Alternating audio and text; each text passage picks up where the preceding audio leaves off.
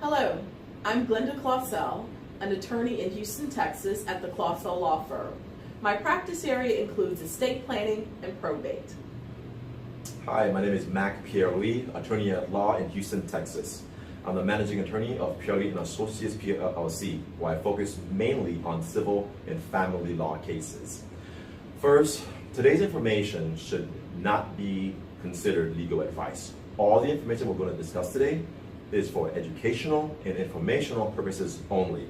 So please be sure to contact a competent attorney to ask them your specific questions so they can give you good legal advice. And also, none of the information that's given today creates an attorney-client relationship between us as speakers and you, the audience. So today, we're doing a video on probate and estate planning. I'm a family law attorney mainly, and Glenda, my colleague, we work in the same building, but today we want to do a video where we talk about the intersection of family and probate. Now today's video is going to focus mainly on Glenda's practice areas of wills, estate planning, and probate. And without further delay, let me go ahead and give you the floor, Glenda, to just talk a little bit about what is estate planning, what is wills. Can you give us a general overview of the practice area that you do? Sure, Mac. So when you hear estate planning and probate, a lot of us think, oh, that's something only the wealthy need. But think about death and taxes. We're all impacted by it. Estate planning has to do with the preparation for when the inevitable occurs. Estate planning includes wills, trust, powers of attorney, and other items. Now, probate, on the other hand, is the actual court administration of your estate once you're no longer here.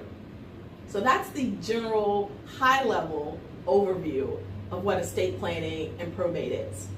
Okay, so people hear the terms probate, they hear the terms estate planning.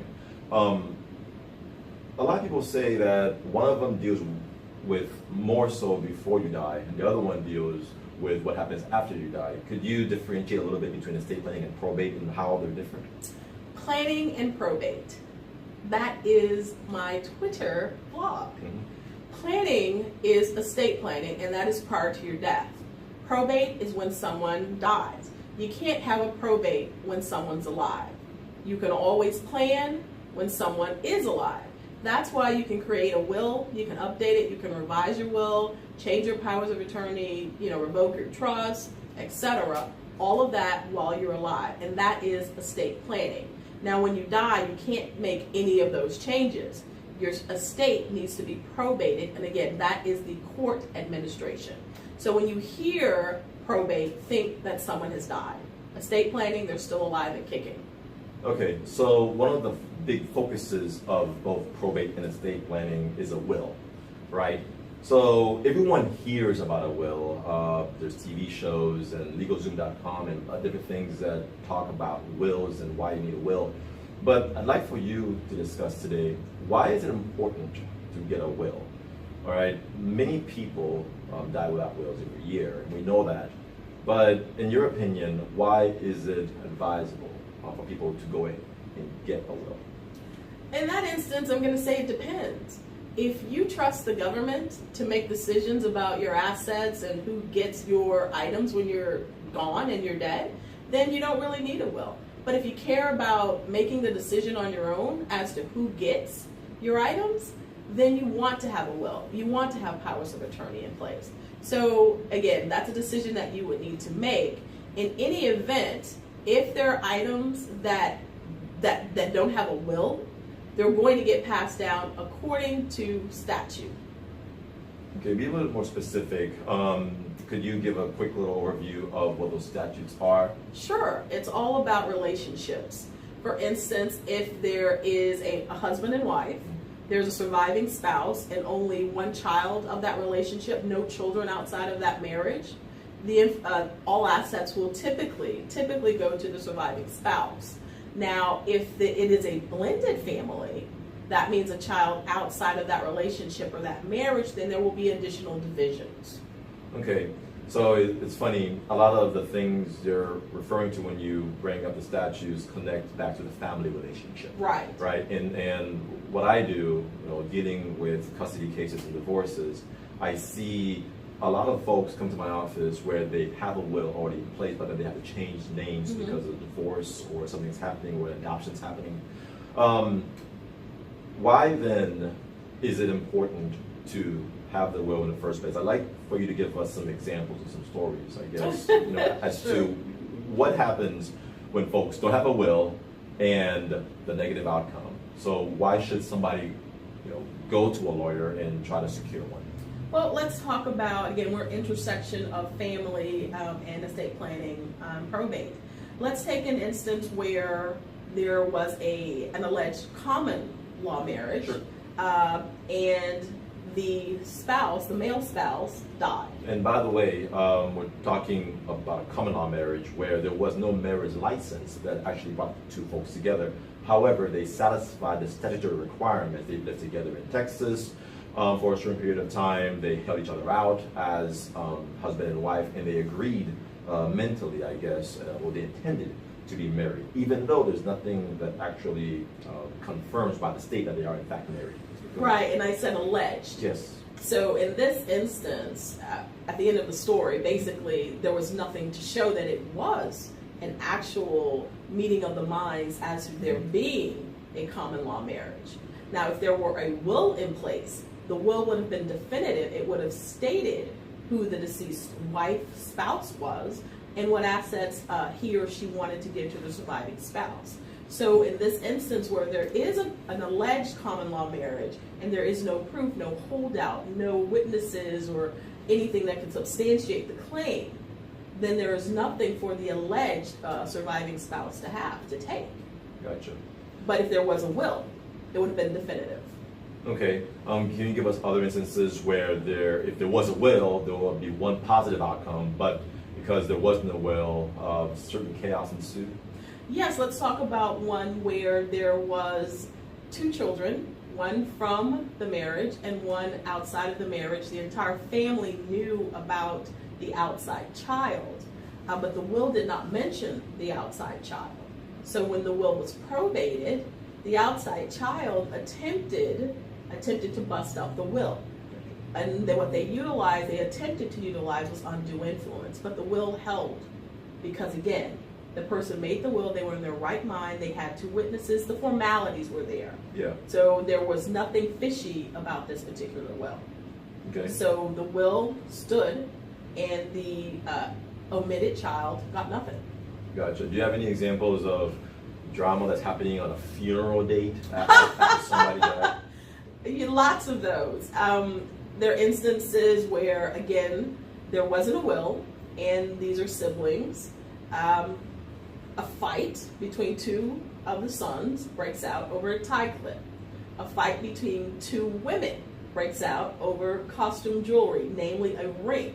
Now, if there was a will present, it would have decided who gets what, and we could have avoided the physical altercations.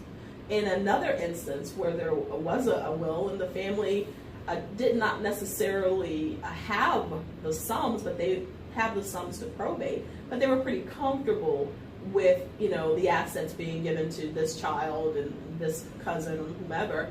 They just did a family settlement agreement, and family settlement agreement was filed and everything was distributed. Okay. With all these different facts and examples of why it's advantageous to have a will in place, why do you think people are so reluctant to actually get in and secure one? Well, it's a priority thing. And also, I think there's a little bit of fear involved. When you talk about planning for your death, people think, oh, if I do my will, I'm going to die tomorrow. Yeah. But you can die at any point in time. What you want to do, and why it's to your benefit to get a will, is that you take away the burden from your family. It will relieve some stress. Yeah. And once you leave this place, that there's not going to be any additional fighting. You could have a very large family, you can share that information with them about the will, and you can always change your will. That's true. So even though folks might be hesitant to complete a will, the will itself will actually bring more less chaos and more structure and more like I guess predictability to your loved ones when you pass. Yes, it will. And also, in addition to a will, you might want to think about powers of attorney. For those people who, may not die, but they may become incapacitated. Say, for instance, they are crippled by dementia or Alzheimer's. If there is a power of attorney in place, then the family would not have to undergo an expensive court administration called a guardianship. They would have the power of attorney in place, and they can act on behalf of that person until they pass away.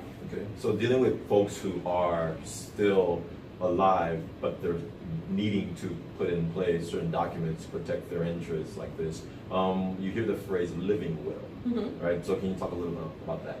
A living will, basically, there are different stages. A living will says, in case of something happening to me, I would like comfort. Please don't pull the plug. I want every attempt made to keep me alive. There are instances where you are very specific about what types of assistance you'd like to have, and you would write that down.